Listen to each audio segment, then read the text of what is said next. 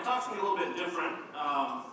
It's going to be more of a farmer, consultant type view, I guess, and hopefully some real world examples, get you guys excited about precision ag.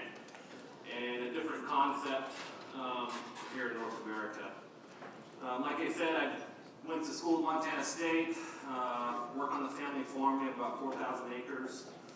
I'm a top precision ag dealer in North America and other places around the world. We do precision agronomy mapping, the soil sampling, the Veris, the processing, and we also do an RTK network. So the whole gamut of precision ag, and been doing it for about 10 years. So in the precision ag world, that's starting to be a pretty good time frame, believe it or not.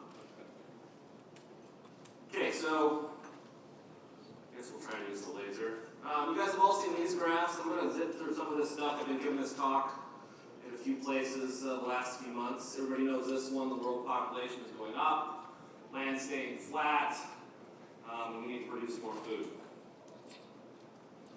Okay, so I'm going to talk to you about nitrogen applications. Anybody know what this is up here? And not the guys with cowboy hats. What is it? $1,500. Actually, 1,700 if it's a 700-pounder back home. But yeah, you're right. How about this down here? Corn, maybe? And then we all had one of these for lunch. Steak, right? So we need to get from a calf to add some corn to get a steak so we can have a nice dinner and you guys can listen to me talk. But how do we get to that steak? That graph on the bottom right is the food or energy curve for that animal. Across the x-axis is our days, y is our weight. So that said, it's flat at the beginning, steep, and flat again. So if I told you we needed 10 tons of corn for this calf to get to the steak, would you give it to him on the first day? No, why not? Overload. Overload, what else? Be dead. You dead? Good one. There's a few more. Put a sleep in it. Spoil, yeah. It's wasteful, it's inefficient. We would never do that. Everybody agree? Okay, I'm going to trick you here in a couple, so pay attention. Okay, another example, irrigation. If we want to put 12 inches of water on our pivot, do we put it all on the day we plant? Yeah? No? Why not? So maybe it rains for you guys. Why don't we put on our water on the first day? If we need 12 inches of water to grow a 100 bushel crop, why don't we want it all on the first day? Doesn't need it. It doesn't need it, it's inefficient. That curve is very similar in water as it was for that steer. So I'm going to add a third one. The typical practice in Montana and talking to you guys is to put all our nitrogen either on at planting or maybe in December and walk away from it. But you guys all agreed on these first two. But everybody says no on the last one. Does anybody in here do in-season nitrogen? The few guys I talked to last night, okay, that's a couple, good. Anybody doing real-time variable rate with nitrogen? One, excellent. You can be my expert later. So my point here is, guys, is we easily agree on these first two examples, but the last one, not many of us are doing or maybe even thinking about for a lot of different reasons, and hopefully I can get you educated on that by the end of the day. All right. Some more curves, just throw these up. They're all the same. Doesn't matter if it's corn, cotton, beef cow, bees. We need a little bit of energy when we're little. We need a lot of energy when we're growing rapidly. And then we don't need much when we get big and mature. It's all the same. So what kind of approach do we want to do with this type of methodology? Basically, we need a tool to measure variability. We want some kind of simple index. Some kind of simple user interface in the cab so we don't need to call the tech support guy at 6 o'clock in the morning to figure out what buttons to push. You definitely need technical and agronomic support. If your precision ag guy, hardware guy, isn't teamed up with an agronomist, he needs to be. And if your iron guy or your agronomist isn't into the iron, he kind of needs to be tied in together. So this synergy between iron and agronomy really needs to happen with this kind of technology. And somehow measure the results. And the last one, you guys all know this, it's not easy or doesn't pay back right away. You're not going to do it, obviously. I like this one. knowledge versus data, black box versus what the farmer knows. You can go to the nursing home, find that 80-year-old, he's not going to remember what he had for breakfast, but if you ask him what happened on that North 40 paddock in 1949 and why, he will be able to repeat that. That's knowledge, not data. So we're trying to take that approach with this, kind of get the data, but also apply knowledge, that local knowledge that for your farm, for your management.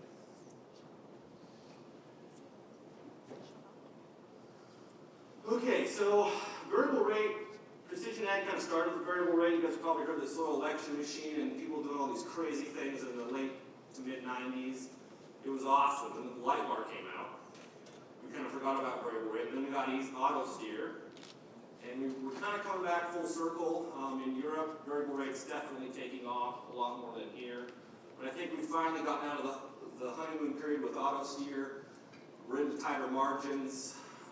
More risk, and so guys are starting to come back. But one of the problems, guys, are, in my opinion, we're attacking nitrogen and trying to model and predict things. Well, these are all the things that determine your nitrogen rate.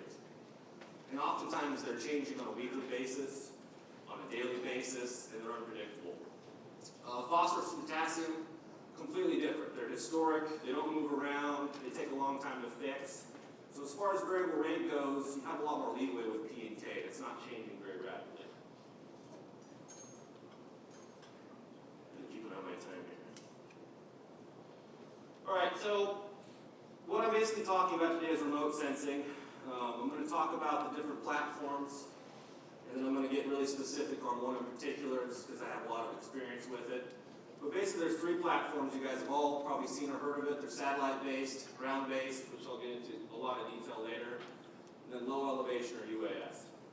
They all operate the same way. Remote sensing, you're sensing something from an object without destroying it, touching it. The image on the upper left is a true color image, what we would see with our eyes. If we had an IR filter, we could put that on, and the image on the right is infrared reflectance. Plants reflect your infrared light. So a really bright red means it's actively growing. So on a tree, you can kind of see it. The meristem, or the active growing part of a tree, is at the very top, and you can see it's really bright red. Grass is red. This is another image. This guy's holding a match, thermal remote sensing. So these are just some examples.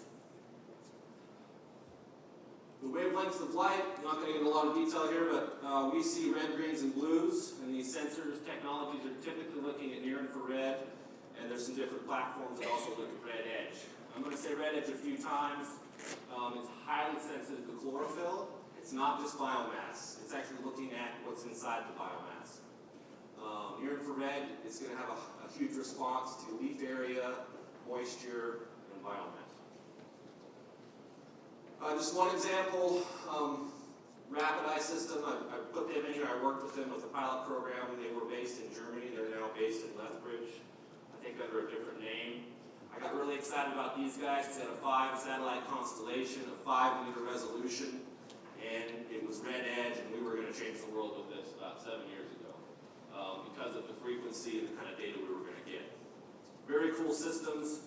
A lot of your precision ag providers here in Canada also provide a satellite-based system. These are some of the products Rapid Eye were providing at the time. The NDVI map, as we all know it. This is a chlorophyll map here, leaf area index, and a soil color. Did I say that right? Yeah. Maybe I don't. No, that's right. So again, a product. It's measuring variability with certain wavelengths of light, and it's giving you a piece of information. I'm not going to spend a lot of time on this, even though it's really popular. It's really cool. From a remote sensing standpoint, a broad acre standpoint, until these things become a couple $1,000 and they automatically send the image to your computer before it lands, I don't think we're going to see a huge infiltration on these. It's going to be nice to throw them up and scan small areas, get high resolution data. But when it comes to remote sensing and large scale, I think we got a little ways to go, or at least have another use for them, like put a spray boom on them, or a laser shoot gophers, who knows, but something, some other use than just throwing it in the air to get a 2-centimeter image that's a gig that takes your computer 2 days to crunch. I have worked with the TopCon UAS a little bit, and yep, it's cool. Everybody likes to stare and stop and get wrecked when they drive by to see it, but at the end of the day, We're just not there yet. So back to ground-based systems. Trimble's Green Seeker, that one's definitely mentioned a lot. It's in a lot of literature. It hasn't really got a foothold in North America. Definitely does not have a foothold in Europe. But it's been out there a long time. It's definitely the most common.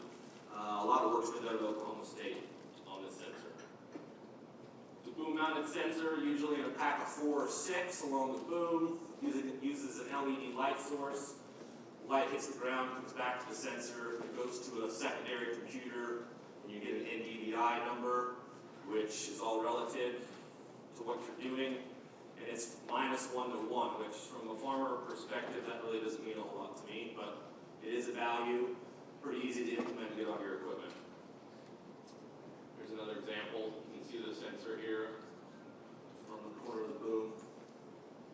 A few problems with boom-mounted sensors, I won't get into that. There's another one, Optrix, Holland Scientific. I should back up. Green Seeker's just NDVI, which means they're looking at red and near infrared. Holland Scientific, theirs is more programmable. They can do amber, red edge, a few different wavelengths. Similar idea to Green Seeker. It goes on the boom, multitude of sensors, reporting back to a computer and then hooked up to your controller. Some examples, guys mounting them, kind of a hodgepodge. Skip over that. So the last one is the crop specs. And these are the ones I'm selling. I'll pass these around, please don't drop them. Oh yeah. I'll have free farm help for the summer if you do that. So if you guys look at them, their sensors on, or the lasers are on the left, and the sensor and pads are on the right. Just have a look, kind of feel them.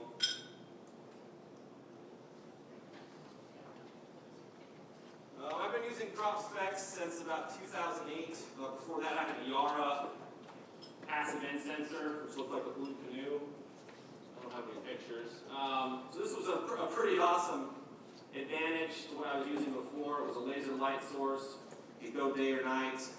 You could mount them at any height, and it had a really big footprint. So we're also using them in corn in the Midwest and seeing huge results in corn, doing very great. Just to kind of run down the different sensors and what they're doing and how they're doing it. So basically satellite imagery, UAS, Green Seeker, and Optrix would all be what I call Nadir, or straight down. So in a dense crop, you probably don't see a huge difference, and this would be the crop spectrum you're looking at. So we've got Nadir and Oblique views. When the crop's big and healthy, you probably don't see much difference. When the crop's really thin is where we can start to see differences, or when the crop's small. Which one's better, I don't know. Just wanted to make you aware of the difference in the different platforms. So NDVI, Normalized Difference Vegetation Index. This is kind of the industry standard. I really don't like it, but it's all we've had and what everybody's familiar with.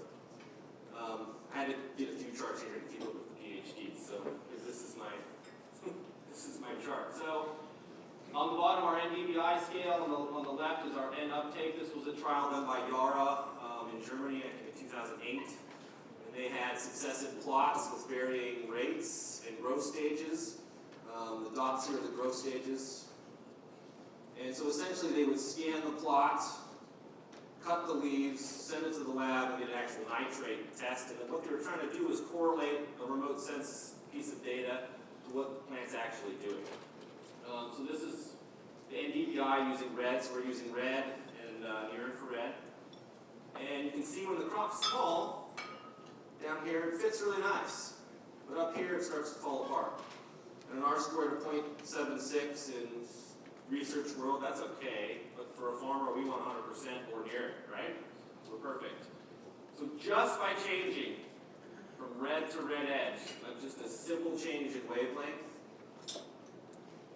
that graph now becomes a 0.94, which is a really tight fit. The reason this one falls apart at the end is it's just looking at biomass in soil, not what's inside the biomass. So when the canopy, go back and forth, when the canopy completely closes, it's saturated, it can't see any differences. When we throw red edge at it, it keeps going, it does not saturate, it's infinite. So that's why the data fits a little bit better. So I'll skip over that one. Okay, so I'm going to give you a few examples here. How long do I have? 10 more minutes? Okay, better put it on turbo here. Just a comparison of satellites and ground-based. So one nice thing about satellite images, you get a nice sexy map. It looks cool. It's nice and tight resolution. That's the image on the left. The image in the middle is from my sprayer, which is a, you guys talk feet, 120-foot boom. A lot more blocky looking, but if you start looking at it, it's definitely picking up the sandy knobs, these heavy bottoms. And so in Europe, the big craze is imagery and how sexy the map looks, and then the guy loads up the prescription with 10,000 polygons, and the tractor starts to melt because it doesn't know how to deal with 10,000 polygons. So just because it looks nice doesn't mean it is. The other disadvantage to satellite imagery is if you have it nice and sexy and your boom's 120 feet, it doesn't matter how good it looks, you're only as good as the width of your machine. The point here is remote sensing data and ground-based data are both really good. They both have their advantages and disadvantages. Just another example, comparing satellite imagery on the left, sensor data, ground-based in the middle, and then an as-applied map on the right. So essentially what we're trying to do early on for yield is give the higher density, higher health crop areas a lower rate of fertilizer because it is doing okay, and where it's weak, crank it up. So down here on the bottom of the middle image, it's red. That's our worst part of the field, and we turn the rate way up.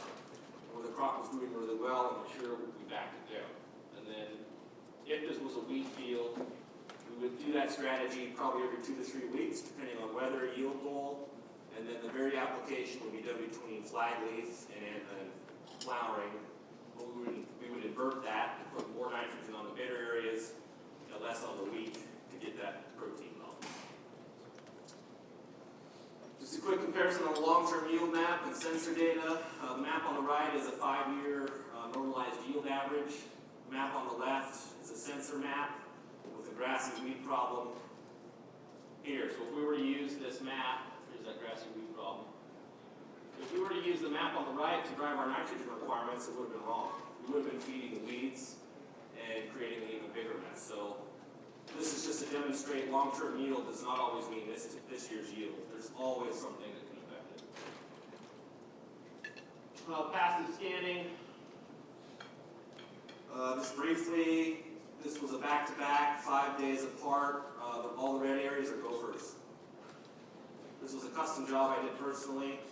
The guy was a rancher, so he's not too concerned about farming most of the time. And I gave him the map and said, you need to go get some gopher poison and send your guys out. He goes, why? I said, because like 10% of your field is dying. And he was blown away that this map was able to pick that up, and he was able to send his guys out to go get it. So another use we didn't really expect to see for it, but again, that scanning, that data layer, that's something you can give to your crop consultant or yourself to go target your scouting and identify the problem. This is an irrigated pivot, kind of in the middle, dry land corners on both sides.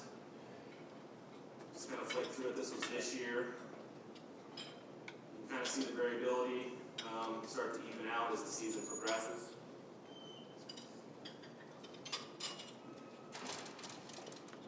And just some screenshots of what it looks like in the cab.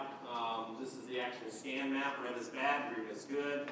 In the upper left part of the field, this was a wild oat patch that was sprayed for wild oats. Waited about 7 days to come back with fertilizer. So by holding off our nitrogen, we did not feed the wild oats. We were able to control the wild oats, and then the sensors picked up that it's weak and spindly and needed more N.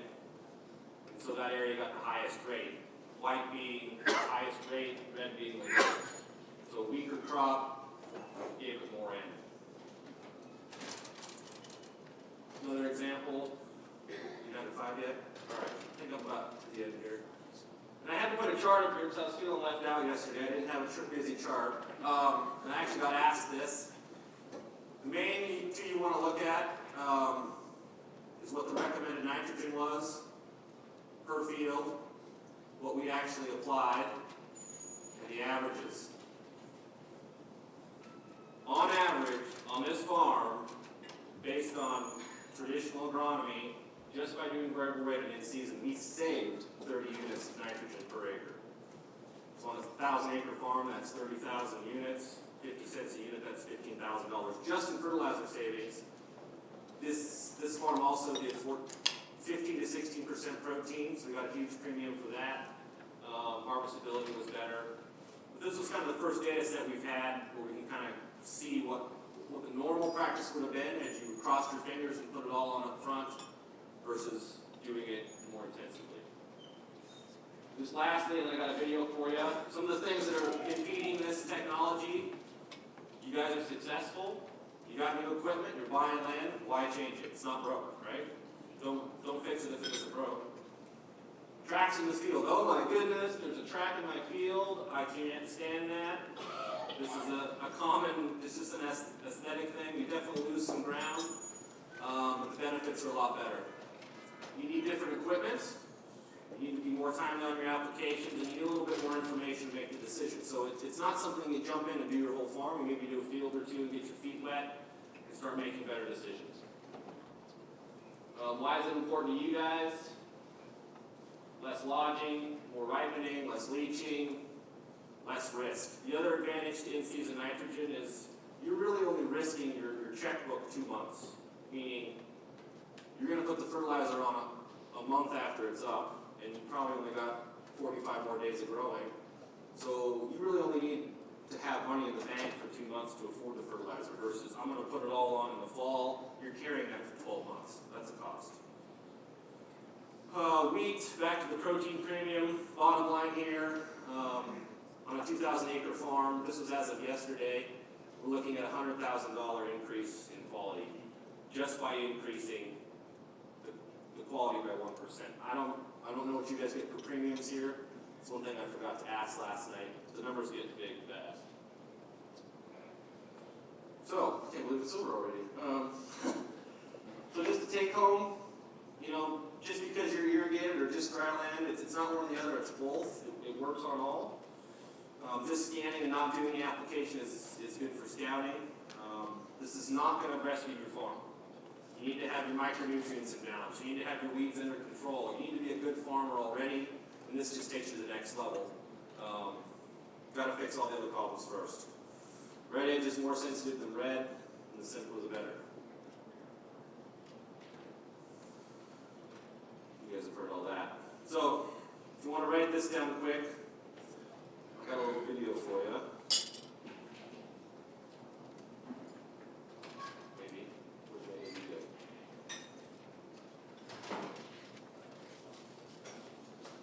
And I'll be sticking around for the next talk and maybe a little bit after, but I got to get headed home. Got to haul some wheat tomorrow.